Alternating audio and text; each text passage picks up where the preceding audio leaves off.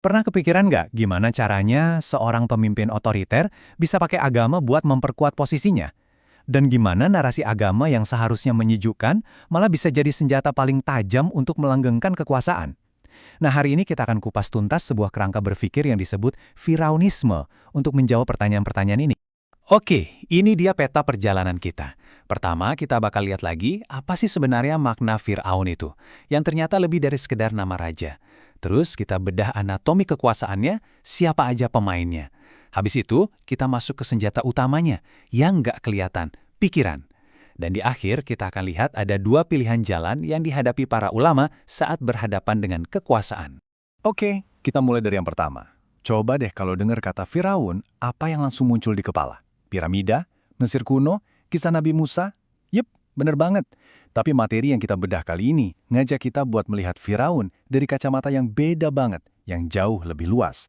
Nah, ini dia kuncinya. Fir'aun di sini bukan lagi sekedar nama orang, tapi sebuah arketipe, sebuah ekosistem kekuasaan. Jadi, Firaunisme itu bukan soal satu orang di zaman dulu, tapi ini soal sebuah pola kekuasaan yang bisa muncul kapanpun, dimanapun. Ciri-cirinya selalu sama, merasa paling benar, suka memecah belah rakyatnya, dan memerintah dengan menebar rasa takut. Ayat ini seolah mengonfirmasi dua pilar utama Firaunisme tadi, kesombongan penguasa dan perpecahan rakyat. Ini strategi divide and conquer yang klasik banget kan? Tapi, ada poin yang paling krusial. Firaun itu nggak pernah kerja sendirian. Dia butuh bantuan. Pertanyaannya, bantuan dari siapa? Nah, ini yang mau kita bedah selanjutnya. Oke, jadi kalau Firaunisme itu sebuah sistem, pasti ada dong komponen-komponen yang bikin dia jalan. Sumber analisis kita kali ini pakai metafora yang, wah, kena banget, tubuh manusia. Yuk kita lihat anatominya. Jadi begini cara kerjanya, ada mulut. Ini yang ngomong, yang ngasih justifikasi keagamaan buat setiap keputusan penguasa. Siapa mereka? Para ulama istana. Terus ada tangan, yang mengubah justifikasi tadi jadi aturan resmi, jadi hukum. Dan terakhir, kaki, yang bergerak di lapangan, yang memastikan semua orang nurut. Mereka ini bukan cuma tim hore loh, mereka ini organ-organ vital yang bikin sistem tirani ini tetap hidup dan berfungsi. Nah, ayat ini sering banget diartikan secara harfiah ya, seolah-olah mereka menyembah manusia. Tapi menurut sumber yang kita bahas, maknanya itu jauh lebih dalam dari itu. Ini bukan soal sujud, tapi soal ketaatan buta.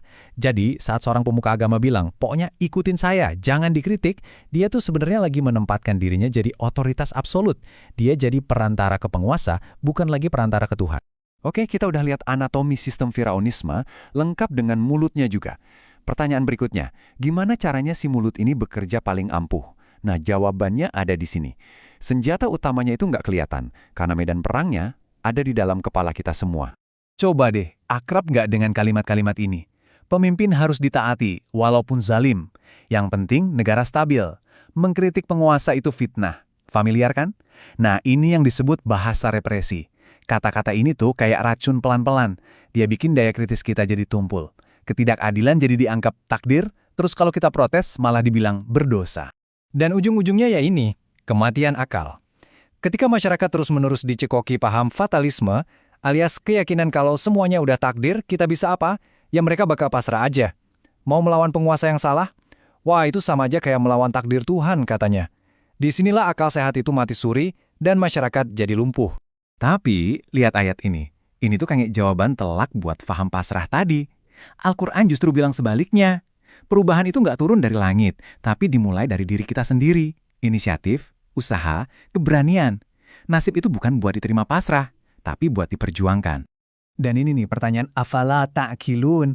Kenapa kalian nggak pakai akal? Itu diulang-ulang terus di Al-Quran. Ini nunjukin betapa pentingnya berpikir. Jadi menurut sumber kita, berpikir kritis, bertanya, itu bukan dosa. Justru itu adalah perintah. Sebuah kewajiban.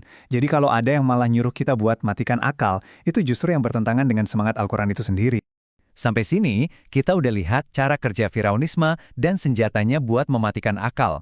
Nah, semua ini akhirnya bermuara ke satu titik, sebuah pilihan. Sebuah persimpangan jalan, khususnya buat para pemuka agama dan cendekiawan. Di sini, kita lihat ada dua jalan yang beda banget. Di satu sisi, ada ulama profetik. Mereka ini yang ngikutin jejak para nabi, loyalnya ke kebenaran, belain yang lemah, dan berani ngomong apa adanya ke penguasa. Di sisi lain, ada ulama Firauni. Nah, mereka ini yang main aman, yang nempel ke kekuasaan, yang jadi tukang stempel kebijakan penguasa.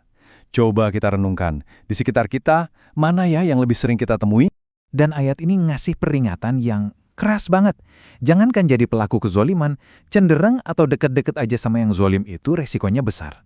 Ini nunjukin kalau pilihan ini bukan main-main. Ini soal moralitas yang sangat fundamental. Jadi pertanyaannya, gimana kita ngenalin Fir'aunism zaman sekarang? Ya jelas, penguasanya nggak bakal teriak-teriak, akulah Tuhanmu yang paling tinggi, kan? Nggak gitu mainnya. Caranya jauh lebih canggih, lebih halus. Karena Fir'aun modern itu hidup lewat mulut yang melindunginya. Cukup dengan seorang ulama yang bilang, penguasa ini sah, mengkritik itu haram, dan taat itu wajib hukumnya. Nah, saat kalimat-kalimat itu keluar, saat itulah Fir'aunisme sedang lahir kembali, bukan di istana, tapi di atas mimbar. Dan ini membawa kita ke pertanyaan terakhir. Sebuah pertanyaan yang mungkin jadi inti dari semua pembahasan kita hari ini. Coba kita renungkan baik-baik. Siapa yang sebetulnya lebih berbahaya? Tiran yang membunuh jasad atau ulama yang membunuh akal? Mungkin jawaban dari pertanyaan inilah yang bisa bantu kita membaca apa yang sebenarnya terjadi di sekeliling kita.